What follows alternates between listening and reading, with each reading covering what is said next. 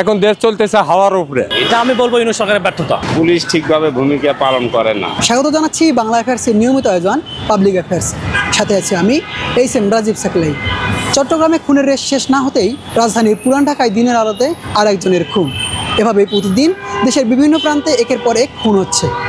নির্বাচন যতই ঘনিয়ে আসছে ততই আইন শৃঙ্খলা পরিস্থিতি অস্থির হয়ে উঠেছে। চলুন জেনে নেই সাধারণ মানুষ কী বলছে, কেন এমনটা ঘটছে।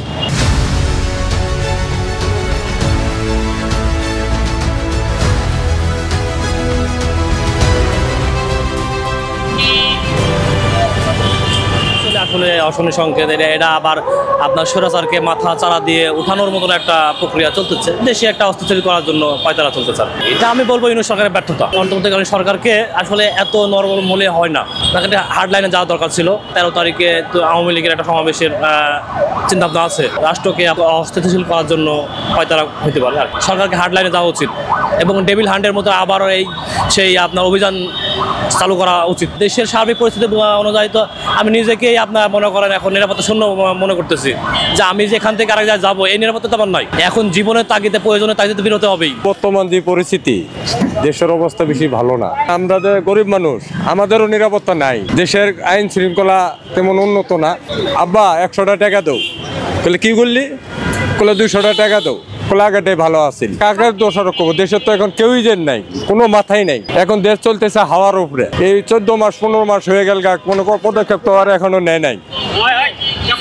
নিলে তো পদক্ষেপ আরো আগেই নিত। কর্মসূচি কোনো ইজুদুল দেয়, ওই দিন আমরা ঘর থেকে বাইরে হবো না। আর কি করবো? আঙু তোর নিরাপত্তা দেওয়ার কোনো লোক নাই। আওয়ামী লীগের দোসররা একটা দেশের সামনে নির্বাচন, সেই নির্বাচনটা বন্টন করার জন্য এরকম করতেছে। নিরাপত্তা বলতে ঠিকই তো আছে। আপনি প্রশাসনের অনেক গাফলতি আছে, প্রশাসনের দুর্বলতার কারণে দিন রাত 24 ঘন্টা গুণাগুণি হচ্ছে। সরকার তো মনে করেন বিভিন্ন কার্যকলাপ নিয়ে ব্যস্ত, প্রশাসনের দিকে মূলত ভালোভাবে ফোকাস দিতেছে না। প্লাস সামনে নির্বাচন এসে পড়ছে, এই নিয়ে দেশে মনে করেন বিভিন্ন রকম আইন শৃঙ্খলা বলেন, দেশের যে উচ্চপদস্থ লোক যারা আছে তাদের বিভিন্ন দিকে ফোকাস, একদিকে তো ফোকাস নাই। এই জন্য মূলত এই কাহিনী আর কি। আশা করি নির্বাচন গেলে যে সরকার আসবে তার দ্বারাতে দেশে আবার শান্তি শৃঙ্খলা বজায় থাকবে। নিজেকে তো নিরাপদ মনে হচ্ছে না। ওই যে দেখেন দিন রাত 24 ঘন্টা এখনই সাহস নিয়ে মনের ভিতরে চলাচল করবে, এটা নিজের ভিতরে প্রাউড ফিল হয় না আর কি।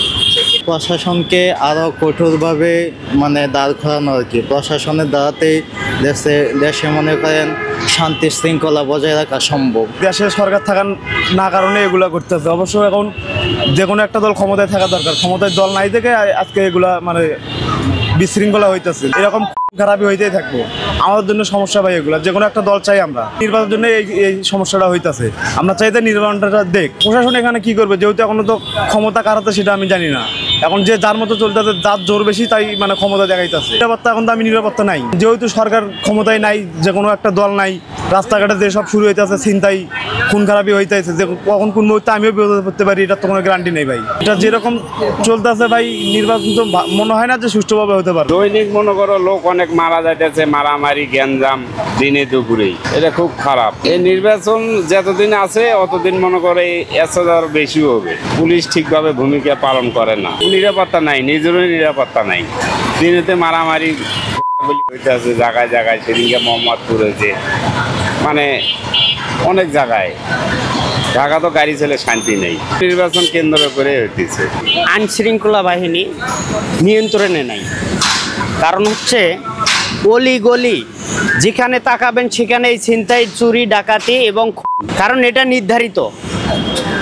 যদি গেল আইন শৃঙ্খলা বাহিনীর ঠিক মতো ডিউটি করতো, টহল পুলিশ থাকতো অল টাইম, প্রতিটা গাড়ি রাত্রের বেলায় চেক দিত, তাহলে মনে করেন প্রতিটা অলিগলি চেক দিত, তাহলে এই জিনিসটা হইতো না। সরকার যে পদক্ষেপ নিচ্ছে যথেষ্ট পরিমাণ নিচ্ছে। আমাদের সেনাবাহিনী প্রশাসন যারা আছে তারা সকাল সন্ধ্যা প্রচুর পরিশ্রম করে যাচ্ছে। সরকারের আরও কঠিনভাবে পদক্ষেপ নেওয়া উচিত। এগুলো স্বাভাবিক অস্বাভাবিক কোনো কিছু না, এগুলা হতেই পারে। পেটের দেয় চিন্তাই করতেছে, এগুলি মারামারি করতেছে, রাজনীতি বিষয়ে জায়গায় মারামারি করতেছে। স্বাধীনতা টাকা ভালো, কিন্তু দেখা গেছে সীমিতর ভিতরে স্বাধীনতা টাকা ভালো, কিন্তু দেখে স্বাধীনতা টাকা একবারে বেশি পায়া লাইছে ওরা। এই রাস্তার থেকে টাকা পয়সা নেয়, আমার থেকে একটা কয়দিন আগে একটা অটো নিয়ে গেছে ধানমন্ডি থেকে ঠেকাইয়া, এই যে গেট ঠেকাইয়া চাপাটি ধরে আমার যে এই অটো নিয়ে গেছে আমার কাছ থেকে। বিএনপির নাম করে দেখা গেছে অনেক আওয়ামী লীগ এই যে ভাঙচুর করতেছে, এই যে করতেছে, কার্যা ঝগড়া করতেছে, ঠিক আছে। এই যে বিএনপির নাম দিয়া, জামায়াতের নাম দিয়া করতেছে, টুপি লাগাইয়া অনেক কিছু ভাঙচুর, এই যে মারামারি করতেছে, মানুষ হত্যা করতেছে, ঠিক আছে। এগুলো একটা আতঙ্ক সৃষ্টি করার জন্য আর কি। সাধারণ জনগণ এখন নিরাপত্তাহীনতায় ভুগতেছে আর কি। আমরাও একটা উদ্বিগ্ন অবস্থায় মধ্যে আছি। এরকম অবস্থা আমরা চাচ্ছিলাম না। যারা এখন দেশ চালাচ্ছেন তাদের উচিত নিরাপত্তা ব্যবস্থাটা আরও জোরদার করা। আইন শৃঙ্খলা বাহিনীকে আরও তৎপর হতে হবে। কখন যে কোন ঘটনা ঘটায় বা কে বা কারা ঘটায়, এটা যে কোনো সময় একজন ঘটাবে আর আরেকজনের নাম দেবে, এটা স্বাভাবিক। এরকম চলতে থাকলে তো মানুষ ভয় পেয়ে যাবে, আবার নির্বাচনটা হবে কি হবে না, এরকম একটা অনিশ্চিতির মধ্যে পড়বে। এটা পরিবর্তন হওয়া উচিত। নির্বাচনের কেন্দ্র করে হইতেছে, মানে যে যার উপরে মাথা যা করে উনি করতে পারতেছে, এরকমই করতেছে আর কিছু। সেনাবাহিনী প্রথম যেরকম নাইমা করছিল, ওইটা করলে সবচেয়ে বেটার হয়। সরকারের উপরে ডিপেন্ড করে, সরকার যদি এই প্রশাসন যদি ওইরকম ভাবে দেখতে পারে তো হবে না, আশা করা যায়। সাধারণ মানুষের মতে একের পর এক হত্যাকাণ্ডের পেছনে রয়েছে রাজনৈতিক অস্থিরতা ও নির্বাচনের উত্তাপ। তবে অনেকেই বলছে আইন শৃঙ্খলা বাহিনীর দুর্বল তদারকি। এখন অধিকাংশ মানুষই চায় দেশে ফিরুক শান্তি এবং সুষ্ঠু পরিবেশ। H M Rajib Saklain, Bangla affairs, Dhaka.